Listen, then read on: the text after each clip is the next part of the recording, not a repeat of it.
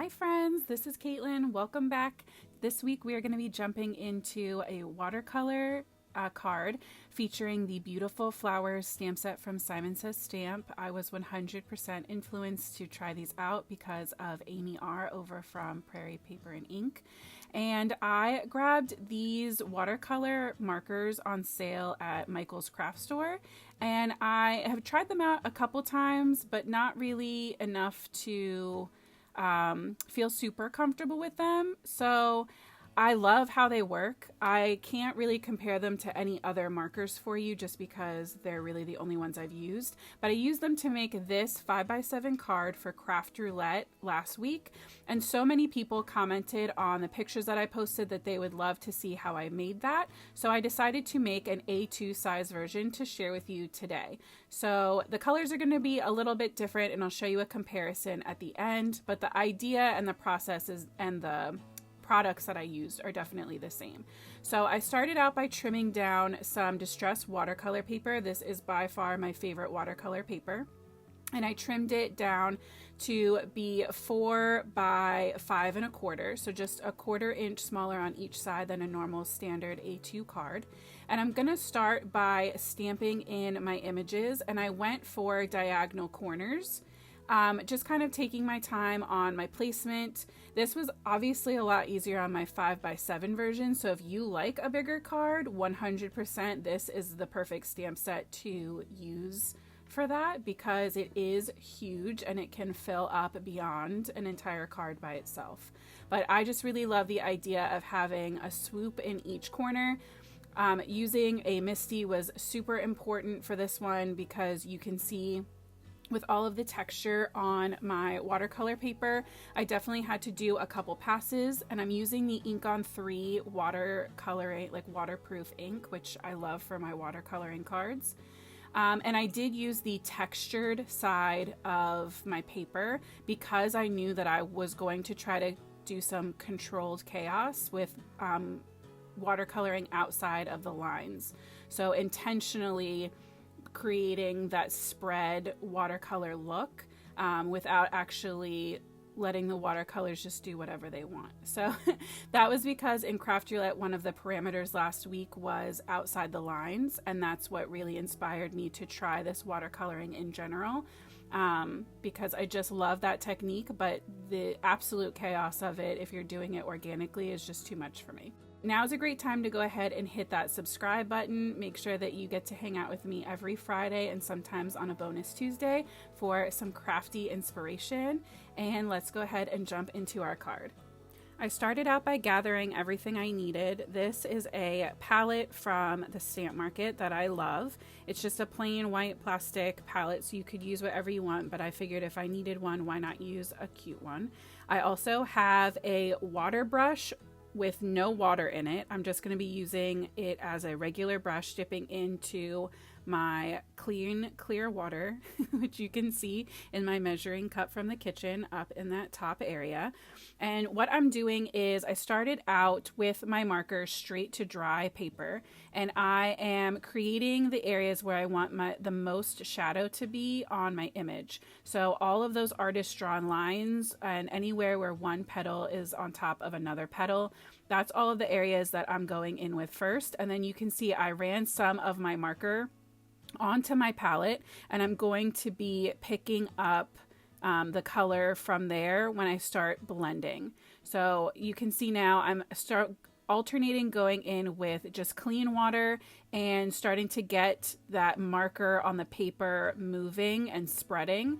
And then I will go in with a little bit of water and a little bit of extra pigment from my palette to kind of blend out that middle area in between so that it's not so stark. I think if you water down your paper first, the markers would kind of start to pool and move right away, but I am just not comfortable with doing that technique yet, and I feel like I still get the end look that I'm going for by doing this kind of middle step of picking up that extra pigment and adding it as like a transition color almost, even though it's the same shade.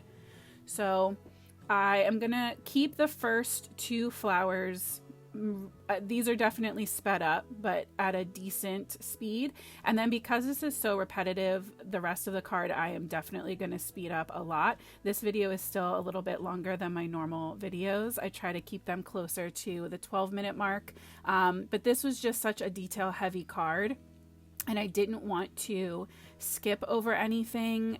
So I figured it was better just to speed up the last chunk of flowers, and that way you can still see the process of how I kind of worked my way around the card. So I added in a little bit of a second color. You can see I have 2 pinks and 2 of these kind of corally colors. So anywhere that I thought just needed an extra little pop of color, I also went in and added just a little bit more pigment and ink here and there, just for a little bit more variation.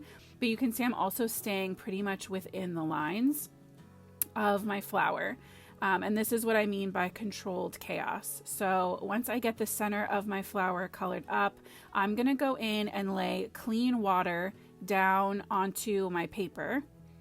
And I'm just gonna softly outline the flower edges.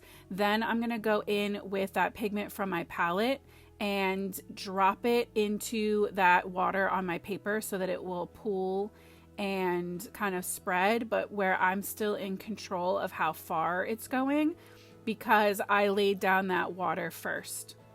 The ink will only travel where the water is on your paper. So instead of having a fully wet paper where your ink could spread wherever it wants, by adding just that outline around your image, you're limiting the ink's access to your paper. And so it still will look very organic. It still will look that kind of watercolor, soft, pretty, flooded feeling. But you have control over knowing that your colors aren't going to overly mix. They're not going to go all the way across the paper. Where if you've ever seen anyone working on a completely soaked piece of watercolor, the ink could literally run from one side to the other.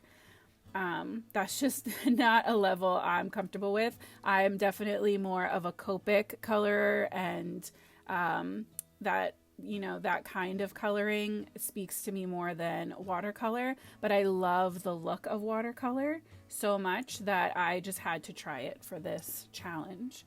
So this isn't a promo for Craft Roulette, but I just wanted to throw it out there. If you haven't been on Craft Roulette yet or checked it out, it is a YouTube weekly challenge with random parameters get picked by a wheel, and there's a different guest every week.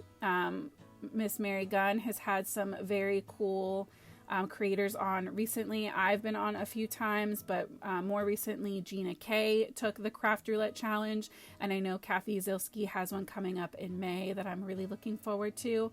But I have yet to see anyone on there that I didn't get to learn something from. So you can watch live every Friday night over on Craft Roulette's channel. I'll leave a link down in the description below.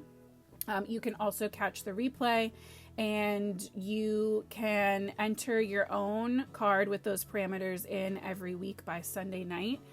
For a chance to win some cool giveaways. And it's really fun just to see how differently the parameters get interpreted, because everybody kind of has their own version of what those things mean. They pick a project type, a color story, a main element, and then a random feature.